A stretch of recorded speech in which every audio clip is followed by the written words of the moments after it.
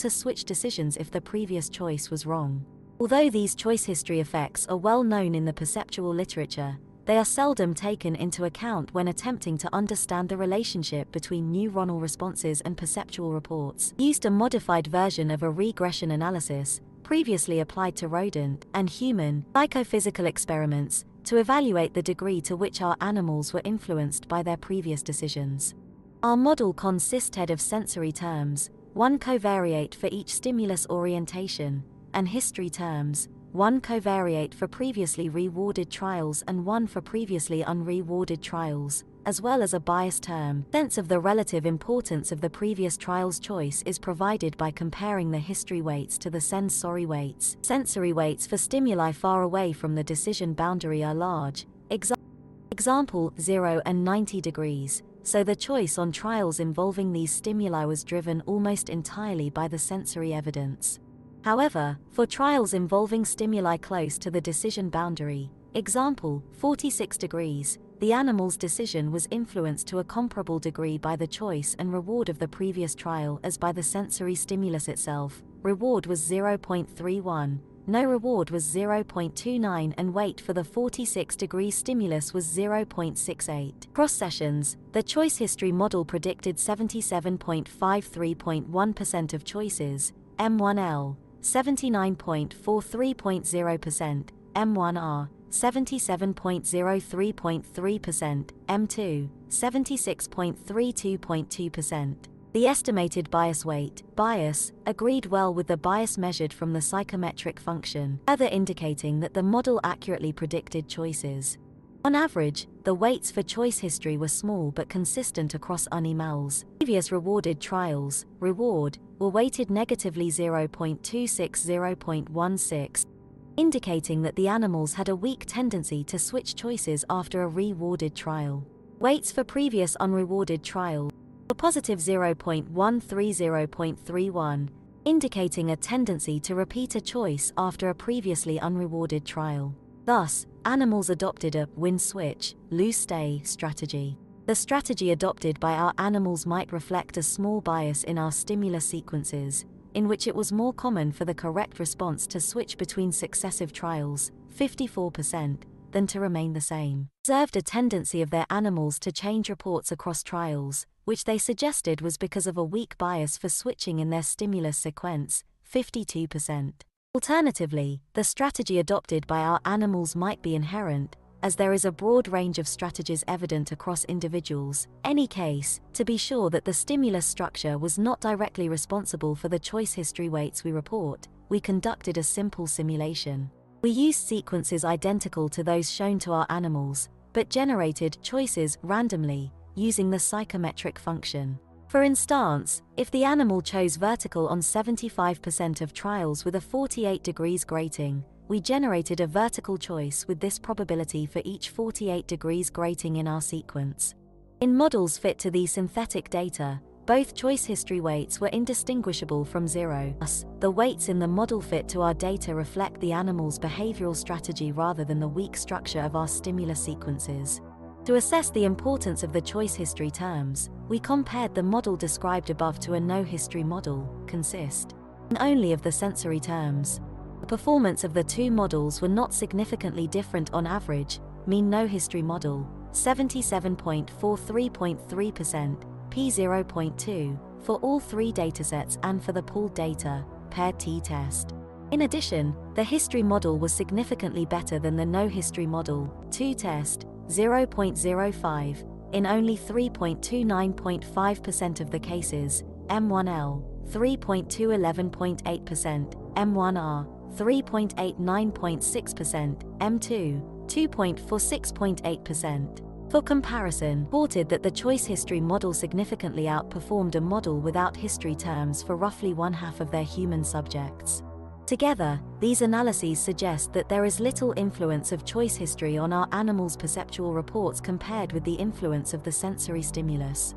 Although the influence of choice history was small, we asked whether combining this information with the responses of the measured neuronal population model would lead to improved performance predicting animals' choices for stimuli near perceptual threshold. For each recorded unit, We thus fit a logistic regression model that used both the measured responses and the choice history covariates to predict decisions on a trial-by-trial basis. We only considered neuronal responses and perceptual reports from trials involving stimuli near the decision boundary, 45 degrees and the two nearest orientations, as in the preceding analyses. However, the choice history covariates reflected the choice on trials before those involving these stimuli, regardless of whether those previous trials involved stimuli near the discrimination boundary.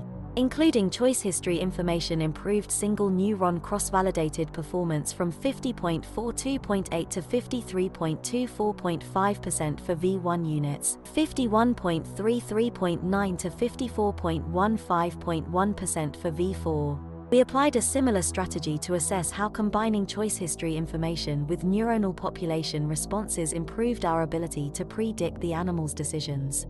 For V1 populations, including choice history information improved model performance from 54.14.5 to 56.04.4%. However, for V4, adding the choice history did not improve performance significantly. Wondered whether performance for models using V4 populations failed to improve because the choice signals in those responses reflected choice history directly. In this case, adding choice history information would not improve model performance, as that information could already be extracted from the neuronal responses themselves.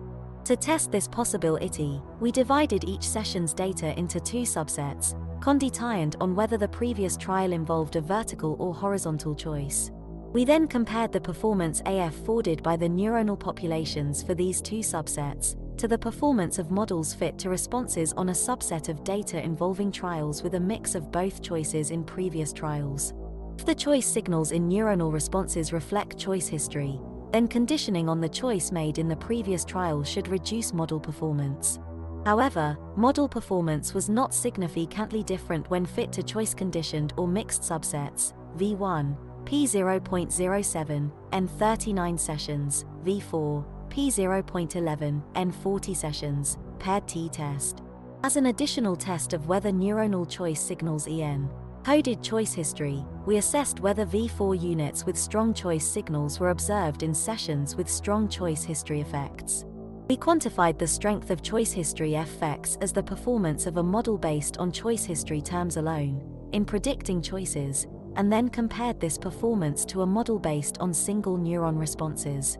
The correlation coefficient was not significantly different from 0 in V1, R0.03, Hanson correlation, P0.55, or V4, R0.07, P. 0.08, suggesting a dissociation of these two signals. Together, these analyses indicate that choice-related information in neuronal responses does not reflect an coding of choice history. In summary, the choice and reward outcome of the previous trial provide information about the animal's choice on the current trial.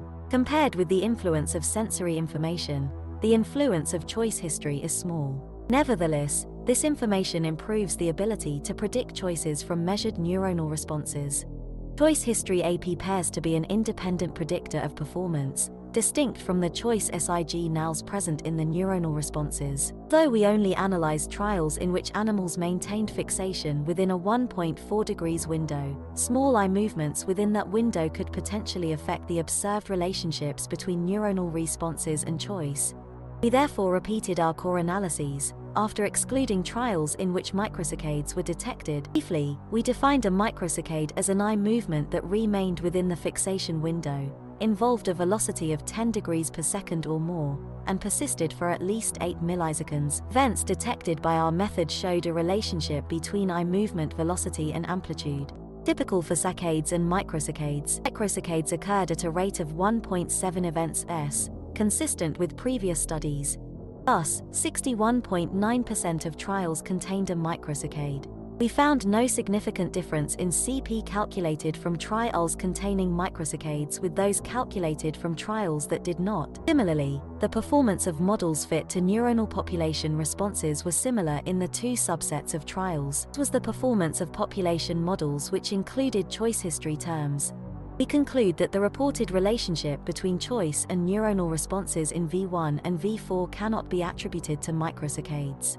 We recorded simultaneously from neuronal populations in V1 and V4 while monkeys performed a fine orientation discriminator tie-on task. We found limited choice signal in either area using single neurons, but significant choice information in V4 neuronal populations. Notably, choice information was most evident after stimulus offset, in the brief epoch before the animal indicate its choice. Our ability to predict choice on a trial-by-trial basis was improved by including knowledge about the choice made on the preceding trial, a signal that was distinct from the choice-related information evident in the neuronal responses. Using small populations of V4 neurons, we were able to correctly predict choices on nearly 60% of trials. This compares favorably with previous measurements of V4 single neuron CP on a fine disparity discrimination task. Differences in method preclude a rigorous comparison, i.e., we measured performance as prediction accuracy on held-out data, whereas CP provides a measure of performance using all data. Neuronal populations were more informative of choice for two reasons.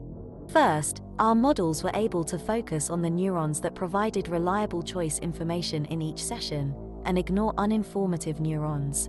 Indeed, the optimally decoded population size usually involved just a few neurons. Second, in some sessions, we were able to effectively combine the weak choice signals present in multiple, individual neurons to yield a more accurate prediction. Our data show that even small neuronal populations can yield qualitatively different conclusions about the presence of choice signals in a given area or animal. Still larger popular tie-ins than we obtained might provide sufficiently accurate estimates of population noise covariance to attempt to infer readout weights. V1, individual neuron CP was negligible and population choice information was only slightly stronger. Some previous studies have also reported that choice signals in V1 are weak or absent, others have detected measurable choice signals there. In addition, fluctuations in V1 population responses, as measured by voltage-sensitive dioptical imaging, can be strongly predictive of stimulus detection. Thus, larger populations might have revealed stronger V1 choice signals in our task. Although our data cannot prove an absence of choice signals in V1 in our task, they do show that, for populations of similar size, V4 has more robust choice signals. This finding is consistent with the view that choice signals are stronger in higher visual cortex, a view that has emerged largely from comparisons made across studies. Several studies have compared choice signals in neurons recorded in different areas within the same animal, albeit in different behavioral sessions, as choice signals may be strongly influenced by task strategy, fluctuations in attentional state, both of which can differ across sessions. Comparisons across areas should involve simultaneous sampling of their neurons, as we have done.